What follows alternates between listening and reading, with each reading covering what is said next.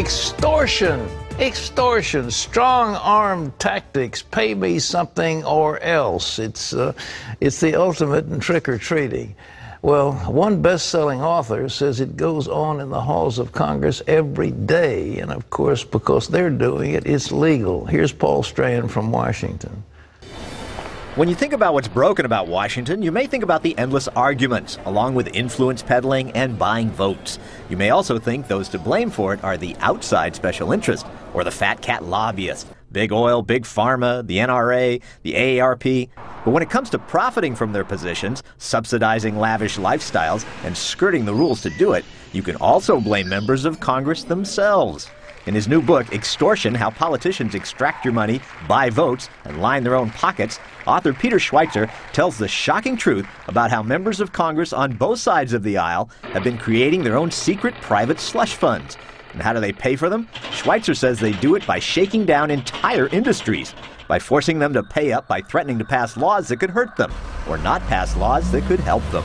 Schweitzer says members of Congress, both Republican and Democrat, routinely engage in a form of legal extortion that would get the rest of us thrown in prison. Well, Peter Schweitzer is here with us now from Washington. Peter, extortion is a strong word. How do these guys get away with what you're talking about?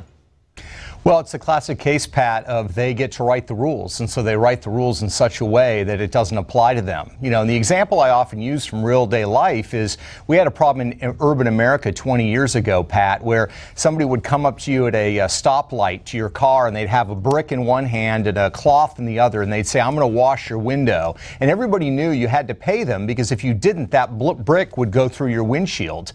That was extortion. That was dealt with.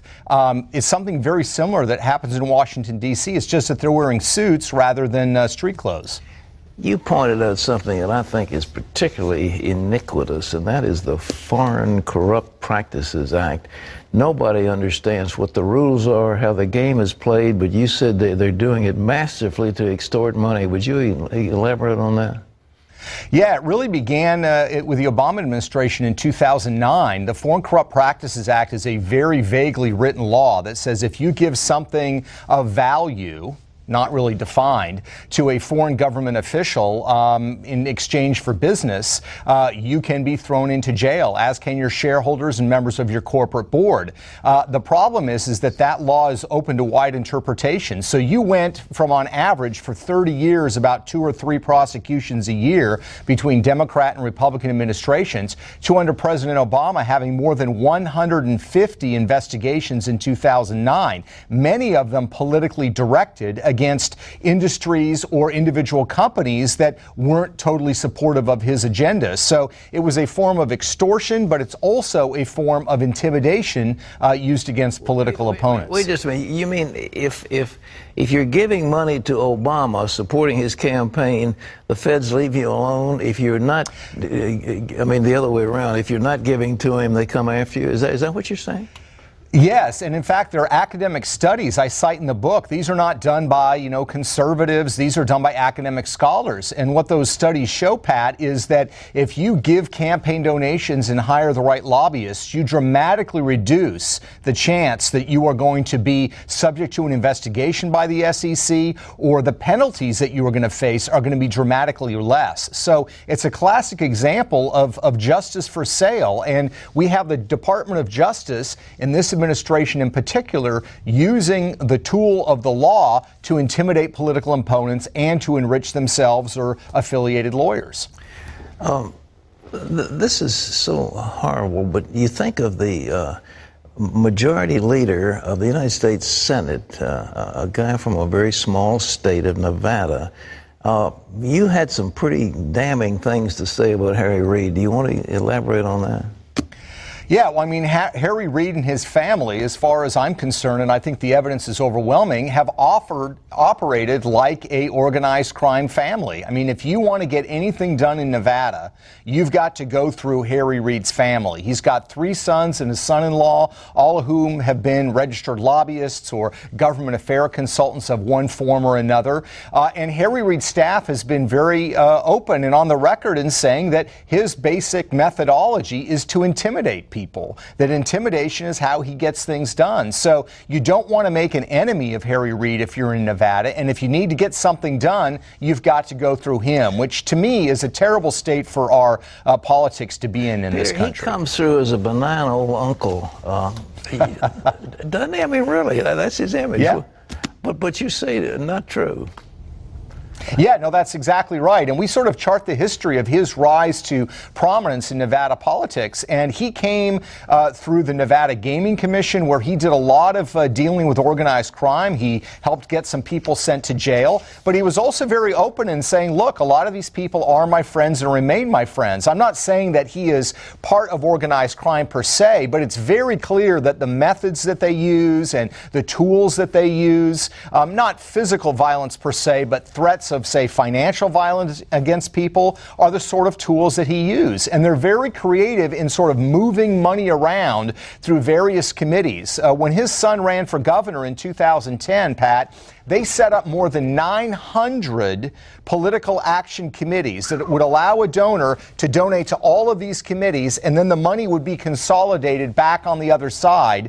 It was a way of getting around campaign finance laws. That's the sort of thing we're talking about here. Well, you're also talking about people having campaign committees that get big amounts of money, then they siphon funds from the campaign committee to their own pockets. How does that work? Yeah, you know, when we think of a campaign committee, we think of, you know, friends of Peter Schweitzer. You're running for Congress. And that regular campaign committee like that has lots of restrictions on it. The FEC says, I can't take that campaign money and take the family to Disney World. That's breaking the law and you'll go to jail. And in fact, that's what happened to Jesse Jackson Jr. Recently, and it's happened to others. But they've set up these vehicles called leadership PACs, leadership political action committees. And the FEC has no restrictions on how you can use that money. So literally, Pat, you have members of Congress who are taking their family on trips overseas. They're going and playing at the top golf resorts around the world. They're staying at five-star resorts. They're hiring limousines, you name it. And so what it means is that this political fundraising is no longer just about winning election or re-election. It's a lifestyle subsidy. It allows them to live large, as it were.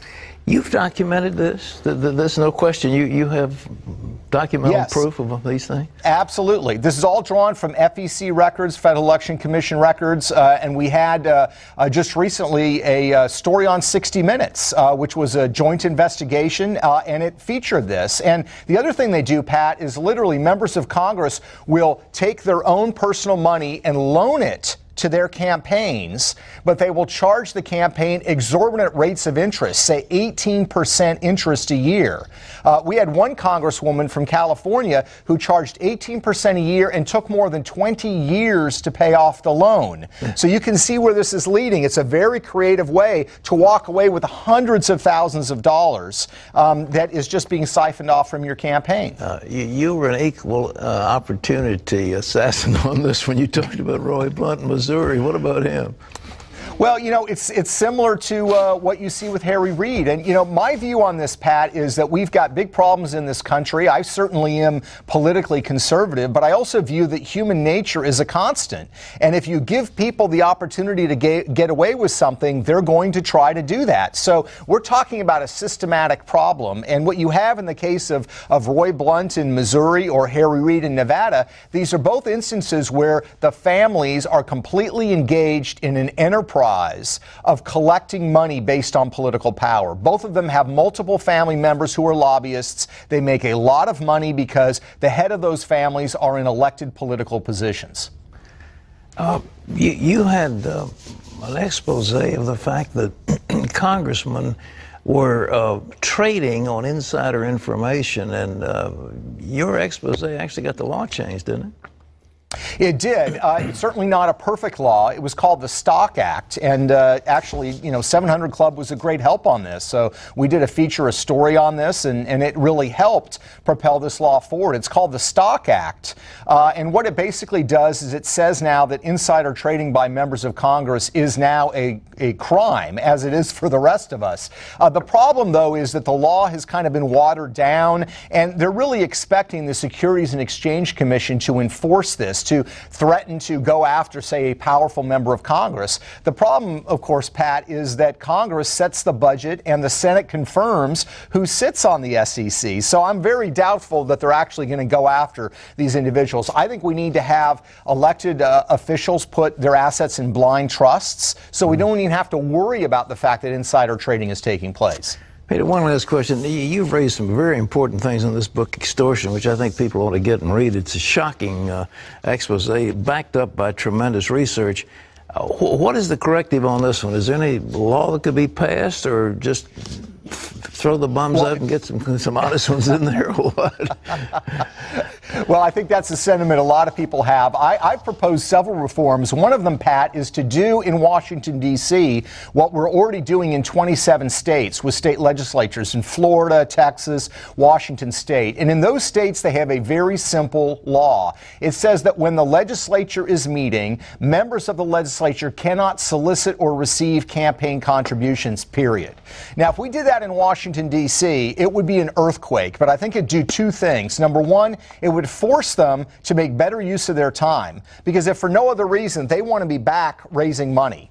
But I think the second thing it would do is it would get rid of this sort of ability to kind of leverage. It would not allow them to, go up to the car, as we were talking about earlier, with a sponge in one hand and a brick in the other, because you don't have the immediacy of a legislative threat by which they can leverage companies and industries to give them donations. So that's just one of the reforms I propose. Well, I hope some of them are put into effect, but this is a shocking thing. And, you want to have trust in your president, but he lies to you. You want to have a trust in the Congress, but they're fattening their own coffers. There are a few really, really honest, honorable ones, but it's a shame that there are not more of them. Who's got Peter's back on this? Well, I don't know, Peter. Are you safe at night, man? Well, I think we're getting a lot of attention, like on this program and others, so that's always helpful to be out there publicly so everybody sees what we're researching and what's going on. But I appreciate your concern and I appreciate your prayers. Thank you. Peter Schweitzer, ladies and gentlemen. It's called Extortion. It's available on Amazon and wherever books are sold. So the frustration people are feeling with their politicians is well placed. You wouldn't think that they would hijack an industry, but they do it. They say, look, we got a clean air bill coming up. I want $10,000 in my campaign fund, or I will vote to curtail your activities. And you're talking about millions, billions of dollars. What happened to the politician who goes to Washington to serve? That was only Jimmy Stewart in the movies, Mr. Smith. And Hello, Hollywood, I guess. Yeah, it's Hollywood. Yes, all right. Sadly.